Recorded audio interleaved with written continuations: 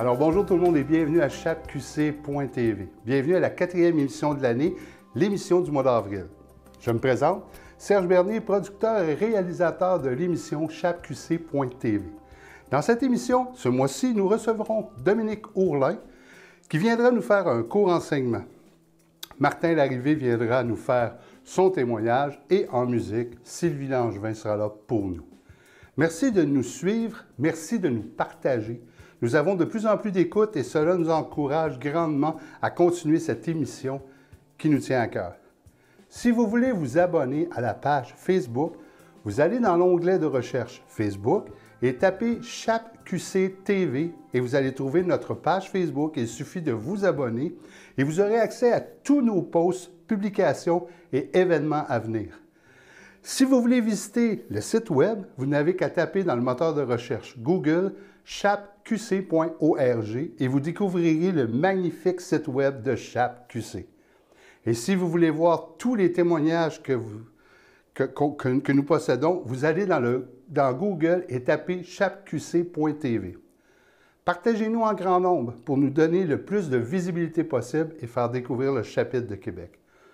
Vos dons sont la source principale du financement de cette web télé. Si vous voulez faire un don, il vous suffit de vous rendre sur chapqc.org dans l'onglet Dons et tout est sécurisé pour vous. Vous avez une entreprise et vous aimeriez faire une publicité dans notre émission, il est possible aussi de le faire. Il vous suffit de communiquer avec nous. J'en profite pour vous souhaiter de joyeuses Pâques. Merci encore d'être là et bonne écoute.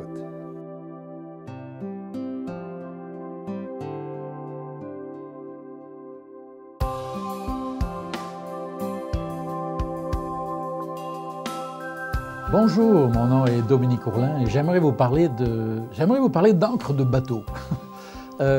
J'ai entendu un reportage récemment et d'ailleurs j'étais un peu surpris parce que j'aurais dû savoir ça depuis longtemps. On parlait d'encre flottante, une encre flottante. Vous savez ce que c'est? Je pense qu'il n'y a que ceux qui naviguent en bateau qui doivent le savoir. Une encre flottante, c'est une espèce de petit parachute en toile ou autre qui, quand un bateau a tendance à dériver, et bien sûr il reste attaché au bateau, et l'encre est jetée à l'eau et se remplit et ralentit la dérive du bateau. Et cette encre, évidemment, elle reste à la surface, c'est pour ça qu'on appelle l'encre flottante. Et tout ce qu'elle fait, c'est ralentir la dérive éventuelle du bateau. J'ai trouvé ça très intéressant. On est dans un monde où on aime beaucoup le mot espoir, on parle toujours d'espoir, mais les espoirs sont souvent déçus ou différés. On espère et on espère. On espère qu'il fera beau, on espère que les crises que nous connaissons seront passées, etc. On espère chaque année être en bonne santé et tout le reste. Mais on dit que l'espoir fait vivre, mais l'espoir fait survivre parfois. L'espoir me fait penser à cette encre flottante, c'est-à-dire que on s'accroche à quelque chose, mais qui est quand même pas très stable. Ça limite la dérive du moral, l'espoir. Mais j'aimerais partager quelques mots avec vous et vous parler d'espérance. En réalité, c'est presque le même mot. Étymologiquement, on ne peut pas trop jouer là-dessus, mais la Bible, l'Évangile parle d'espérance. Et j'aime penser que l'espérance, c'est l'encre, mais alors c'est l'encre solide. C'est celle qui va descendre au fond et qui va être accroché à du solide. D'ailleurs, la Bible dit, c'est très intéressant dans la lettre aux Hébreux, il est dit « Nous possédons, nous chrétiens, une espérance qui est comme l'encre de notre âme, sûre et solide, et qui est accrochée dans le ciel, en quelque sorte. » C'est quelque chose, c'est un petit peu le contraire de ce à quoi on penserait, une encre qui est accrochée dans le ciel. Je trouve cette image magnifique. J'aimerais vous dire, c'est bien d'avoir de l'espoir, toutes sortes d'espoirs, mais c'est souvent un petit peu comme une encre flottante, c'est-à-dire ça limite la dérive, ça limite les dégâts, ça aide à garder un peu le moral pour l'avenir. Mais j'aimerais vous dire que l'espérance de l'Évangile, c'est autre chose. C'est la certitude que notre vie est accrochée dans le ciel, accrochée auprès de Dieu. Et c'est ça, l'assurance de l'Évangile. Assurance et espérance, ça rime bien. Jésus-Christ est venu, il a donné sa vie pour que nous ayons pas seulement des espoirs, ah, ça va aller mieux, ça va s'arranger, ça va bien aller. C'est gentil, c'est bien intentionné, mais ça ne suffit pas. Ça ne vous suffit pas. Ça ne me suffit pas. On a besoin d'une espérance. On a besoin d'une assurance que, au bout de la route, il y a quelqu'un, il y a quelque chose. Et ce quelque chose, c'est l'avenir que Dieu réserve à ceux qui se confient en lui. Et ce quelqu'un, c'est Dieu lui-même. Alors, au-delà des espoirs, moi j'ai plein d'espoirs, des choses que j'aimerais faire, et puis des endroits que j'aimerais voir, et puis des personnes que j'aimerais rencontrer. J'espère. Ça se fera pas. C'est pas si grave, parce que au-delà de mes espoirs, qu'ils se réalisent ou qu'ils disparaissent dans le néant, j'ai une espérance. Et elle est sûre et solide. Elle s'appelle Jésus-Christ. J'aime la Bible. Ce n'est pas un livre qui a été fait pour devenir un manuel religieux. C'est vraiment un livre de vie, qui parle de notre vie, qui parle de notre monde, et qui est là pour nous apprendre à vivre dans ce monde qui est si souvent désespéré. Je pense à un homme comme Job. Vous connaissez l'histoire de Job? Ça a été très dur pour lui, beaucoup plus que pour la plupart d'entre nous. Et pourtant, en plein désespoir, ou désarroi du moins, un jour il dira « Je sais que mon Rédempteur est vivant et qu'il se lèvera le dernier sur la terre. » Autrement dit, Dieu aura le dernier mot, c'est ça un petit peu. Hein. « Je le verrai et il me sera favorable. Mes yeux le verront et non ceux d'un autre. » Ce n'est pas par l'intermédiaire des autres, mais mes propres yeux. De mes propres yeux, je le verrai. Mon âme languit d'attente au-dedans de moi. Il y avait cette espérance. Il ne redoutait pas la mort et l'au-delà. Il l'anticipait même. Mon âme languit au-dedans de moi. Un jour, l'apôtre Paul, des siècles plus tard, dira, comme ça, il dira mourir, c'est être avec le Seigneur et c'est de loin le meilleur. Alors on pourrait penser qu'il était dépressif ou autre, ou suicidaire. Pas du tout, pas du tout. Il aimait la vie, mais il languissait après cet avenir glorieux que Dieu réserve à ceux qui se confient en lui.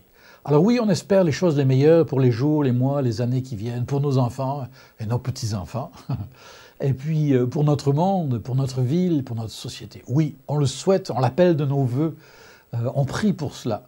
Mais notre espérance n'est pas une encre flottante, c'est une encre ancrée dans l'éternité. Et ça, c'est quelque chose, mes amis. Et toute la Bible est là pour nous montrer qu'on est appelé à vivre bien présent dans le monde actuel, mais toujours avec les yeux sur cette espérance vivante. L'apôtre Paul dira par exemple, vous vous êtes tourné vers Dieu en abandonnant les idoles. Les idoles, c'est pas des statues, pas forcément, hein, c'est tout ce qui veut prendre la place de Dieu dans notre vie, c'est-à-dire pas mal de choses. Et vous êtes ainsi appelés à servir le Dieu vivant en attendant du ciel son Fils qu'il a ressuscité. Alors, un chrétien, c'est quelqu'un qui vit, non pas en attendant, que les choses se passent toutes seules. Non, c'est quelqu'un qui est actif, qui s'implique dans son monde, dans sa famille, dans sa société, dans sa communauté. Mais c'est quelqu'un qui voit plus loin encore. Il y a toujours cet horizon qui est là, et il garde les yeux fixés sur l'horizon qui est devant lui. Quelle belle perspective. J'espère que c'est la vôtre. J'espère que vous l'avez goûtée, que vous l'avez découverte. Et plein d'autres passages de la Bible. J'aimerais juste vous laisser celui-là, en particulier dans Romains au chapitre 15, où l'apôtre Paul dit que le Dieu de l'espérance vous remplisse de toute joie et de toute paix dans la foi, pour que vous débordiez d'espérance par la puissance du Saint-Esprit. Ça, ce n'est pas juste des vœux pieux. C'est un souhait, c'est une prière, et c'est accessible à chacun d'entre nous. Quiconque place sa confiance en Jésus-Christ, qui a payé le prix sur la croix, qui a pris notre place pour que nous soyons pardonnés, transformés, régénérés, quiconque fait ce pas découvre qu'il vit avec une formidable espérance. On continue de marcher dans le brouillard. On n'a aucune idée de ce qui peut vraiment nous arriver demain, après-demain. Mais on sait qu'après-demain, nous avons placé notre confiance dans le Dieu qui aura toujours le dernier mot et que ce mot sera bon. Et que Dieu, parce que Dieu est bon, nous vivons remplis d'une formidable espérance. Alors c'est ma prière pour vous, que nous puissions chacun pour notre part goûter la bienheureuse, la merveilleuse espérance. Et ne nous contentons pas d'une encre flottante, c'est déjà ça, c'est pas pire.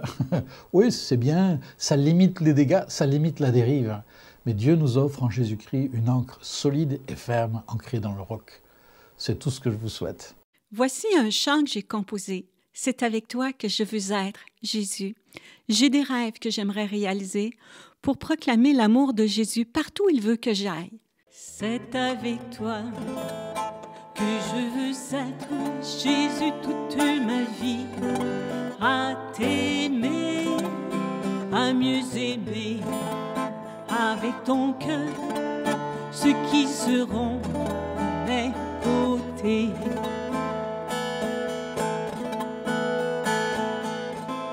C'est avec toi que je veux être, Jésus, toute ma vie, à t'aimer, à mieux aimer, avec ton cœur, en proclamant pour toi.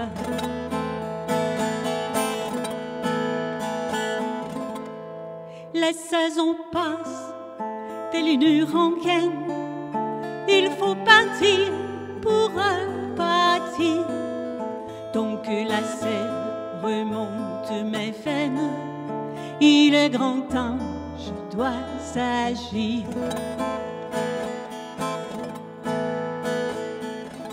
C'est avec toi que je veux être, Jésus, toute ma vie, à t'aimer, à mieux aimer, avec ton cœur, ceux qui seront à mes côtés.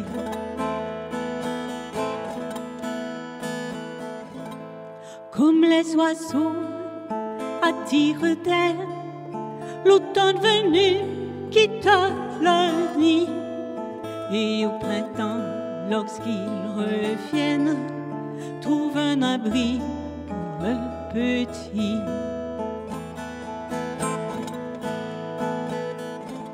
C'est avec toi que je veux être, Jésus, toute ma vie, à t'aimer, à mieux aimer, avec ton cœur, ceux qui seront à mes côtés.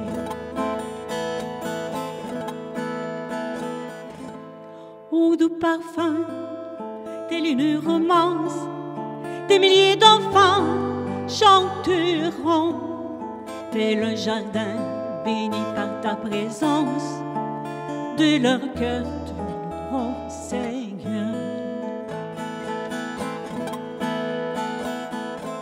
C'est avec toi que je veux être, Jésus, toute ma vie, à t'aimer, à mieux aimer, avec ton cœur, en proclamant pour toi.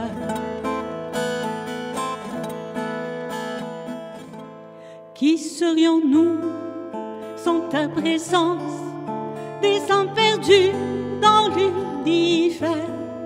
C'est par ta grâce, par ton alliance, que nous sommes sauvés. Merci, Seigneur.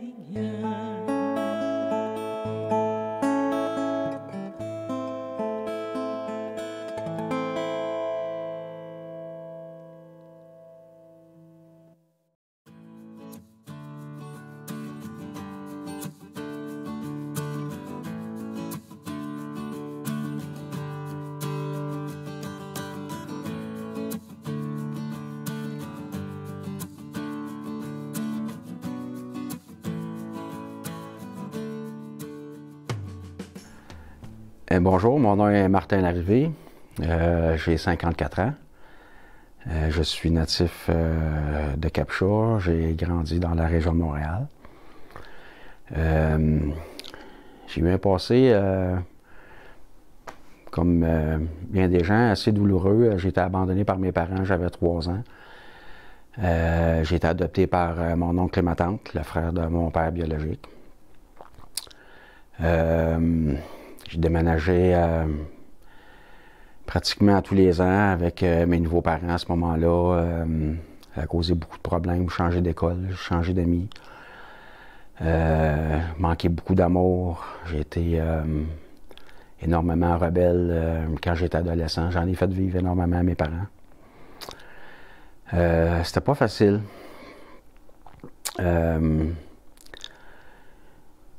À l'âge de 8-9 ans, il s'est passé quelque chose. À toutes les fêtes, les grosses fêtes là, familiales, Noël, Pâques et compagnie, on fêtait ça chez mon grand-père et ma grand-mère à Montréal. Puis cette année-là, j'avais 8 ou 9 ans, je ne suis plus certain. Comme à tous les ans, on jouait, les cousins et les cousines, on courait dans la maison partout, on jouait à la cachette. Mes grands-parents avaient un grand appart. Et puis, cette journée de Pâques-là, je me suis agenouillé devant la TV. J'ai arrêté de jouer avec mes cousins et mes cousines, puis je me suis agenouillé devant la télévision, alors que le film Jésus de Nazareth, il débutait. Il s'est passé quelque chose. On dirait que Dieu s'est révélé à moi, Dieu m'a parlé. On dirait que c'est là qu'il est venu me chercher. J'ai cru à ce que j'ai vu, j'ai cru à ce que j'ai entendu cet après-midi-là à travers le film Jésus de Nazareth. Ça m'a marqué. J'ai grandi dans une famille qui était dans la religion catholique. On allait à l'église tous les dimanches. Je les ai suivis jusqu'à l'âge de 13 ans, jusqu'à temps que mes parents y arrêtent d'y aller. Je ne sais pas exactement pourquoi. Mais j'ai toujours trouvé ça un petit peu particulier de parce que j'avais entendu dans le film, puis qu'est-ce que je voyais à l'église. J'ai toujours resté comme avec une impression qu'il y avait quelque chose qui était bizarre, qui fitait pas. Et ça a continué dans ma vie d'ado, comme je disais, beaucoup rebelle.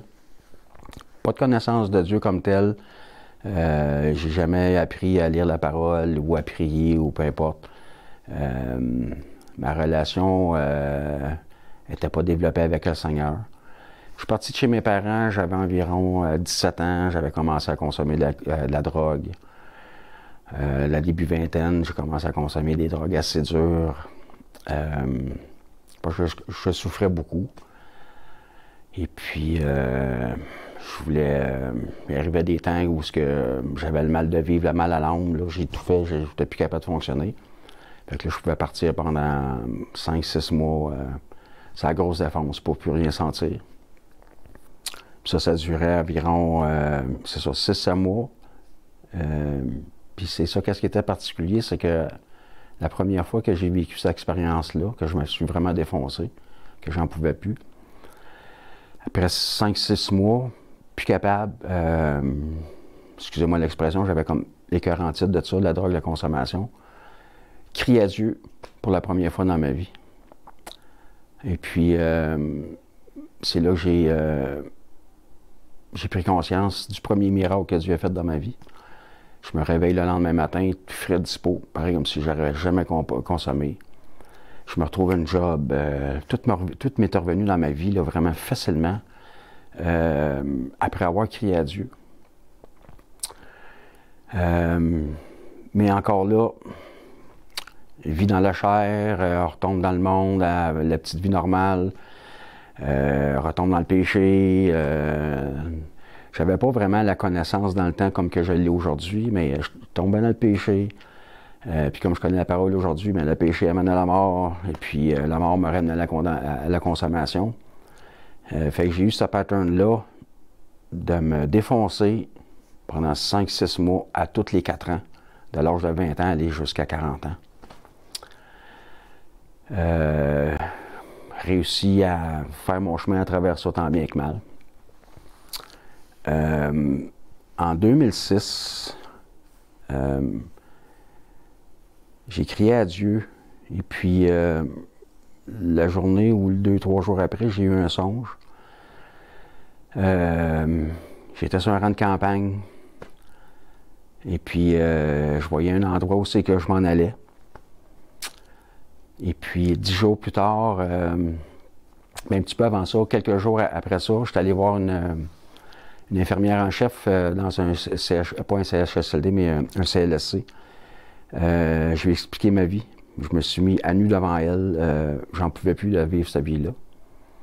Et puis, elle m'a donné 3 références de centre de thérapie. Et puis, le troisième, elle me dit fais attention à celle-là, elle dit c'est religieux. Moi, je dis OK. Moi, dans ma tête, je voyais pas le pourquoi qu'elle me disait ça. Ça faisait partie de ses références quand même. J'appelle au premier endroit, puis de service au numéro. J'appelle au deuxième endroit, j'ai jamais été capable de parler à personne. J'appelle au troisième endroit. Ça s'appelait Défi Jeunesse. On parle de ça, c'était un jeudi. Le mardi d'après, j'ai eu une première entrevue. Et puis imaginez-vous donc, en me rendant là, c'était sur un rang de campagne. J'ai revu la bâtisse où je m'en allais dans mon songe quelques jours auparavant. C'est comme si Dieu m'avait montré où ce qui m'amenait. Et puis, assez cocasse que les deux premières références que l'infirmière m'a données, et j'ai pas été capable de les contacter, c'est quand même les deux premières. J'ai vraiment vu la main de Dieu là-dedans. Dieu a entendu mon cri qui était peut-être plus sincère cette fois-là, où il a décidé que c'était assez pour moi cette vie-là. Il m'a amené à Défi Jeunesse. Défi Jeunesse, ça c'est une thérapie chrétienne qui dure 12 à 14 mois. Quelque chose. Quand on pense à ça, là, aller se renfermer dans un endroit pendant un an. Je rentre à Défi Jeunesse, délivrer de la cigarette en rentrant là. Puis le goût de fumer, Dieu m'a fait sa bénédiction là en partant. J'étais là j'ai accepté le Seigneur là, je suis rentré le mardi. Le jeudi matin, il y a un pasteur qui vient faire une prêche comme à tous les jeudis apparemment qui venait. Pasteur Barbeau, pasteur itinérant, très coloré dans le Seigneur, il aime la parole, il aime le Seigneur. Puis c'est lui qui amenait la parole ce matin-là, au centre. Fait qu'on est dans le salon, on était une quinzaine à ce moment-là, le pasteur il fait sa prêche. Moi, je ne suis pas connaissant de ça du tout, là. La dernière fois que j'avais participé à un genre de culte, c'était à l'âge de 13 ans dans une église catholique, qui est très différent. Fait que, à un moment donné, c'est ça, on est en recueillement. Moi, j'étais recueilli, j'avais les yeux fermés. Le pasteur amenait son message, puis à un moment donné, il commence à dire que le Seigneur me montre que quelqu'un qui n'est pas vrai ici, qui est hypocrite, puis tout le kit, là, en tout cas, il en mettait. Puis là, j'ai comme senti une lumière à l'intérieur de moi, puis je sentais que ça me pointait du doigt, puis que... fait que là, je me suis mis à avoir des larmes, je me suis levé les mains, j'ai dit « c'est moi qui est hypocrite, c'est moi qui est pas vrai », puis c'est comme, je me dévoilais, là, je me mettais à nu, parce que toute ma vie, j'avais été quelqu'un d'autre. J'ai appris à être caméléon très jeune, déménageant à tous les ans, changeant d'école, changeant d'amis. On veut s'affilier vite à une gang pour être le bouc émissaire pendant toute l'année. Fait qu'une année, je pouvais être un sportif, une année, je pouvais être un rock and roll, une année, je pouvais être un nerd. Ceux-là qui me donnaient de l'attention, je m'embarquais avec eux autres, puis je devenais eux autres. Fait que ça m'a amené vraiment un dysfonctionnement dans toute ma vie. J'ai été toutes sortes de styles, à part moi. Fait qu'on retourne au centre. Ce matin-là, j'ai accepté le Seigneur sincèrement dans mon cœur. J'ai fait ma repentance. Ça s'est bien passé. Je vivais vraiment quelque chose. J'avais une centaine de présence. C'était quelque chose de merveilleux. Ça, on est le jeudi matin. 3 jours après, on va à l'assemblée. La première fois de ma vie que je vais dans une assemblée chrétienne. À ce moment-là, il allait au Carrefour chrétien de la capitale. Et puis, je me retrouve assis sur la première rangée en avant. Les gars de Défi Jeunesse, il y avait les 3-4 rangées. Là, ils s'assisaient tout le temps à la même endroit le dimanche. Puis les nouveaux, c'était sa première rangée. Puis, en rentrant là, ils pratiquaient les louanges. Puis, c'était la première fois, on chantait des louanges au centre, là, mais je veux dire, plus a cappella avec une guitare. C'était vraiment simple, en toute simplicité. Puis là-bas, mais là, il y avait tout l'orchestre, les musiciens, puis il y avait la chorale, puis la personne qui pratiquait, en rentrant là, j'avais l'impression d'entendre un ange. Je ressentais une présence de Dieu, c'était quelque chose, là, mais je baignais dans quelque chose que je n'avais pas connu avant. Fait que l'assemblée commence, le pasteur fait son message, puis à la fin, le pasteur, ce matin-là, il amène les gens à la repentance, à se repentir. Puis on était encore là, j'étais en recueillement, j'étais prosterné, là, puis dans mon cœur, puis j'avais tellement un désir de changer, puis de vouloir une nouvelle vie, puis de connaître Dieu. Puis je jouissais de chaque moment là, que je découvrais là, des nouvelles choses dans ma vie. Là. C'était une jouissance. Puis là, à un moment donné, c'est ça, il dit, il y a quelqu'un dans la salle, il dit qu'il a besoin de repentance, qu'il ne s'est pas repenti encore, puis toute la quête. Puis moi, j'ai les yeux fermés, puis j'ai l'impression que toute l'assemblée me regarde et me pointe du doigt, puis que le pasteur qui est en avant me regarde et me pointe du doigt. Puis là, puis plus ça va, puis plus je sens quelque chose en dedans de moi, puis là, je me suis levé debout, les deux bras dans les airs. Seigneur, je te demande pardon! Puis j'ai fait ma repentance comme ça, devant tout le monde, au carrefour chrétien de la capitale. C'était quelque chose, là. Il y a des anciens qui sont venus me rencontrer, ils ont posé les mains, ils ont prié sur moi, il y en a qui ont mis à prier en langue. Puis là, tout de suite après ça, le directeur vient me voir et dit, là, je lui posais la question, j'ai dit, c'est quoi qu'il disait là, de quoi qu'il parlait, puis il dit, je vais t'expliquer ça après au centre, c'est quoi qui s'est passé, parce que moi, je connaissais pas ça, le prier en langue. Fait que ça a été ma repentance. C'est comme ça que ma vie dans le Seigneur a débuté. J'ai fait mon programme à Défi Jeunesse, pas en entier, par contre. Après 7 mois, j'ai quitté. J'ai vécu des blessures. L'homme dans le Seigneur, il m'a blessé. Puis moi, dans mon cœur d'enfant, de bébé dans le Seigneur, je comprenais pas ça, qu'un homme de Dieu pouvait faire mal à mon cœur. L'homme dans le monde me fait tellement mal. Puis là, je comprenais pas que dans le Seigneur, que l'homme pouvait encore me faire mal. Fait qu'après 6-7 mois, je suis parti. Je me dis, il y a quelque chose de pas normal. Puis je suis retombé dans le monde. J'ai laissé le Seigneur de côté. J'en n'avais rien contre le Seigneur, mais c'était comme ça. Je n'étais pas encore assez probablement ancré dans la parole, ancré en lui, dans la prière. J'ai retombé dans le monde assez rapidement. 15 mois plus tard, le Seigneur m'a ramené là. J'ai vécu des choses, puis j'ai vraiment senti qu'il fallait que je retourne là. Le Seigneur n'avait pas fini le travail qu'il avait en tombant en moi, puis par obéissance, je me suis humilié, je suis retourné au centre. Le directeur m'a demandé, Martin, pourquoi je te reprendrais? Puis je lui ai dit, ben écoutez, monsieur, c'est le Seigneur qui me ramène. Puis j'ai pas terminé ce que j'avais commencé ici. Puis il y a quelque chose que j'ai pas fait quand je suis venu la première fois. Il dit quoi? Ben j'ai dit, écoutez, moi, depuis l'âge de 8 ans que j'ai écouté le film Jésus de Nazareth, j'ai dit, j'aime Jésus. Mais j'ai dit, j'ai détesté Dieu toute ma vie à cause de ce qu'il a permis dans mon enfance. J'ai dit, je comprenais pas pourquoi il avait permis ça, fait que je l'aimais pas, Dieu. Mais j'aimais Jésus, parce que j'ai vu ce qu'il avait fait pour nous autres dans le film.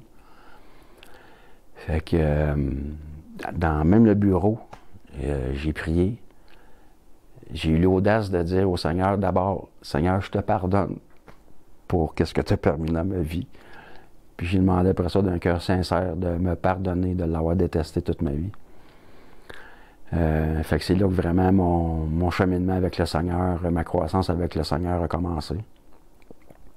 Je me suis vraiment reconsacré dans le Seigneur. Après 8-9 mois, ils ont décidé que mon programme était terminé, vu que j'avais déjà fait un petit bout 15 mois avant. J'ai commencé à aller à l'école en production horticole. J'avais l'intention de rester après ça à Défi Jeunesse parce qu'il y avait le programme des moissonneurs des solidaires qui commençait. Je voulais les aider dans ce programme-là. Puis j'ai vraiment eu à cœur, pendant mes études, de plutôt axer mon aide sur le financement, la recherche de financement. C'est ce que j'avais vraiment à cœur. Aller chercher des dons dans des entreprises ou peu importe, dans tous les aspects du financement. Une fois que mes études ont été terminées, finalement, j'ai quitté le centre. On avait des divergences d'opinion à un certain niveau. Je sentais qu'il fallait que je passe à autre chose. Seigneur, je pense qu'il m'amenait à autre chose. Tu sais, nos voix ne sont pas ses voix. Et puis, je suis allé passer 2 mois chez Mme Brissette, qui appelle les Enfants d'amour. C'est une dame qui garde une trentaine d'enfants trisomiques, que j'avais rencontré une couple de fois parce qu'on faisait des tâches. Des fois, on allait l'aider à son domaine, soit qu'on s'occupait du terrain ou peu importe. Puis, j'aimais beaucoup les enfants là-bas, les enfants trisomiques, les enfants avec une déficience. J'avais un attachement, puis il s'était beaucoup attaché à moi. Fait que quand je suis allé lui proposer mon aide, elle m'a accueilli les bras ouverts. Fait que je suis allé là pendant 2 mois. Ensuite de ça, je suis parti de là, je me retourné à Québec. J'ai commencé à travailler. Commencé vraiment une vie là, normale, comme on pourrait dire. Je me suis associé dans une assemblée, qui était l'assemblée du pasteur Denis, que j'avais connu au centre à défi jeunesse, qui avait démarré une assemblée à ce moment-là. Au tout début de l'assemblée, c'est ça. Je l'ai aidé à faire un site Internet. J'ai aidé un petit peu aussi pendant un bout de temps avec la console de son et ces choses-là. J'ai retombé après défi jeunesse à 3-4 reprises.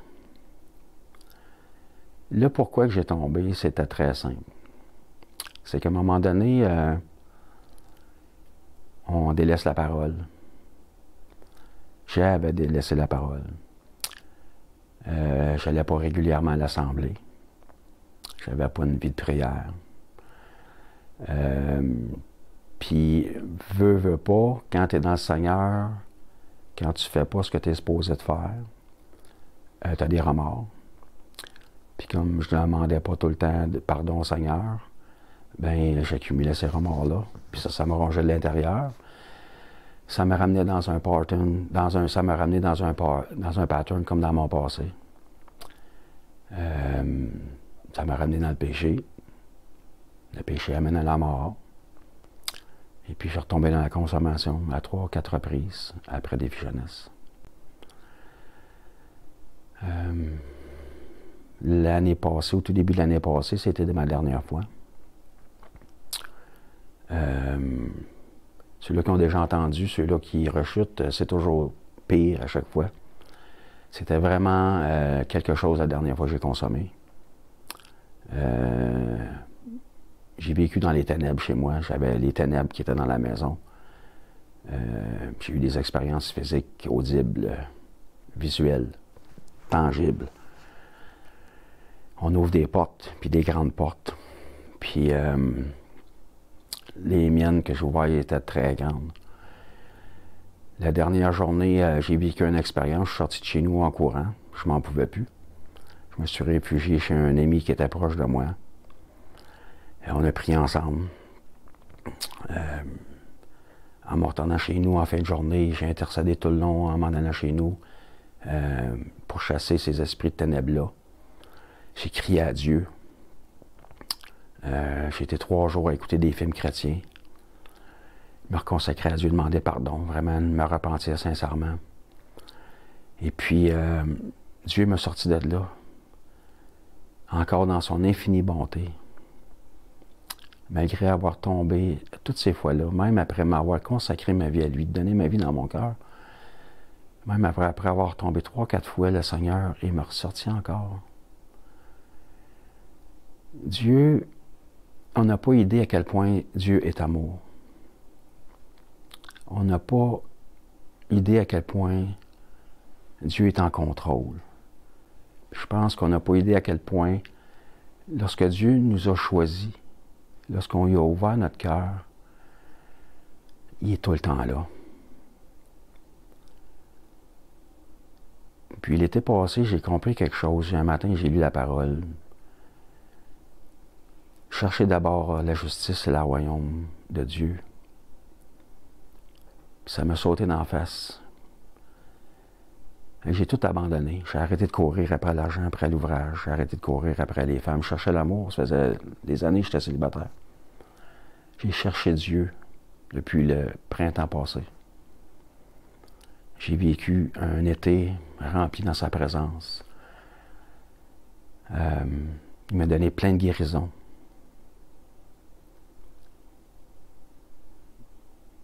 Il m'a rencontré, il m'a donné ma femme. Juste à quel point, vous pouvez voir à quel point que Dieu, parce que j'ai cherché sa face, son royaume, il m'a donné ce que mon cœur désirait. Peut-être parce que pour la première fois de ma vie, mon cœur était vraiment sincère. Il m'a présenté une femme. On s'est mariés même pas un mois après qu'on se soit rencontrés. On a vécu une expérience surnaturelle dans un parc, dans le parc de la Jacques-Cartier. Il nous a unis vraiment spirituellement. On s'est mariés. Maintenant, j'attends une petite fille avec elle. Elle tombe enceinte très rapidement. Gloire à Dieu. Une petite fille Éden qui s'en vient au mois de décembre 2021. J'ai une femme merveilleuse qui aime Dieu, comme moi. Je la vois comme ma côte. C'était vraiment l'élément dans ma vie qui fait en sorte qu'aujourd'hui, je suis complet.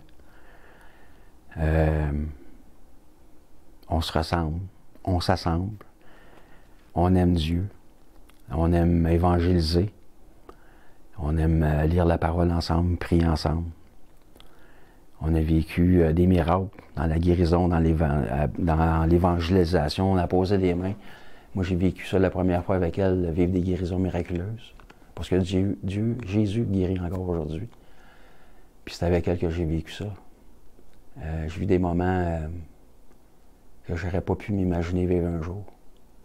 J'ai toujours pensé que moi, l'amour, je ne méritais pas ça.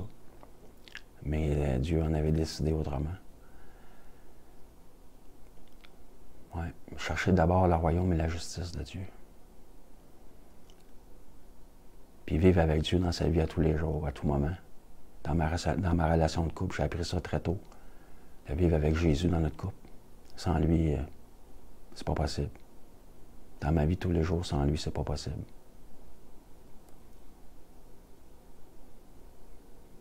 J'encourage tout le monde qui va entendre ces paroles.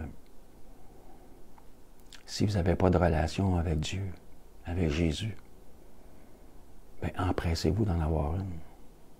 Parce que Dieu attend après vous. Il attend après vous.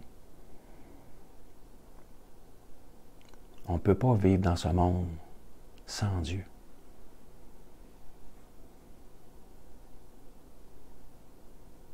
Il fait toute la différence. C'est lui notre guide, c'est lui notre lumière. Puis à partir de là, nous, on s'applique à être la lumière, à être le sel de la terre. Merci de m'avoir écouté.